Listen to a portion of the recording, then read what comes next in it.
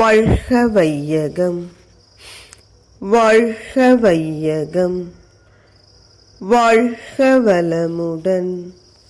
குருவே துணை. அனைவருக்கும் அன்பு வணக்கம்.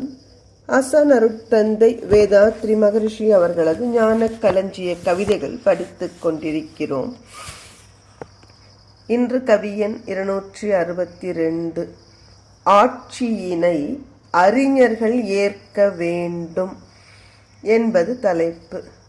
ஒழுங்கீனம் பெருகுதற்கே நிர்பந்தங்கள், ஒத்த சூழ்நிலைகள் உல சமுதாயத்தில் ஒழுங்கீனம் புரியாமல் வாழ்வாய் என்ற உத்தமர்கள் போதனைகள் பயன் தராது.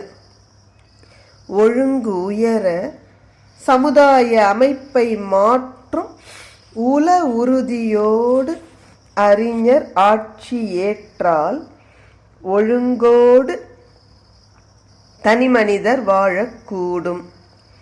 உலக சமுதாயம் உயர் நிலையை எய்தும்.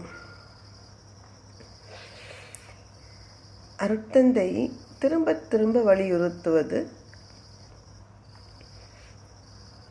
அறிவுடையவர்கள் எண்ணிக்கை அதிகரிக்க வேண்டும். குழந்தைகளை வளர்த்துவது என்றாலும்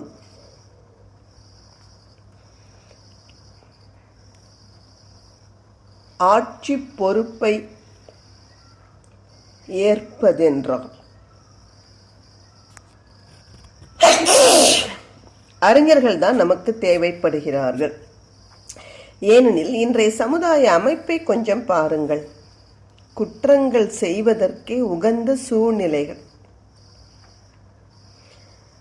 இப்படி ஒரு சமுதாய அமைப்பு இருக்கும் பொழுது நீ ஒழுக்கத்தோடு வாழ் என்ற போதனைகள் பயன் தராது. திருவள்ளுவரே சொல்லிட்டு போயிட்டார், ஒழுக்கம் உயிரினும் ஓம்பப்படும். ஆனால் அந்த ஒழுக்கத்தை மதிக்கிற ஒரு சமுதாய சூழ்நிலை இன்று இல்லை.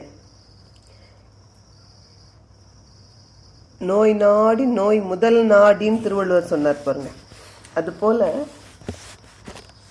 இருக்கிற சூழலை நாம் பார்க்கும் பொழுது இந்த நோய் முதல் என்பது சமுதாய அமைப்பு. மக்கள் ஒழுக்கத்தோடு வாழ வேண்டுமானால் சமுதாய அமைப்பு அதற்கு உகந்ததாக இருக்க வேண்டும். இதை தனி மனிதர்கள் சாதிக்க முடியாது. ஆட்சி பொறுப்பில் இருக்கும் தலைவர்கள் தான் செய்ய முடியும். எனவே ஒரு சமுதாய அமைப்பை உயர்த்துகின்ற உறுதியான உள்ளம் உடையவர்கள் அறிஞர்கள் ஆட்சி பொறுப்பை ஏற்கும் பொழுதுதான் தனிமனிதர் வாழ்வில் ஒழுங்கு மலரும். அந்த சமுதாயமும் உயர்நிலையை அடையும். நன்றி. வாழ்க வளமுடன்.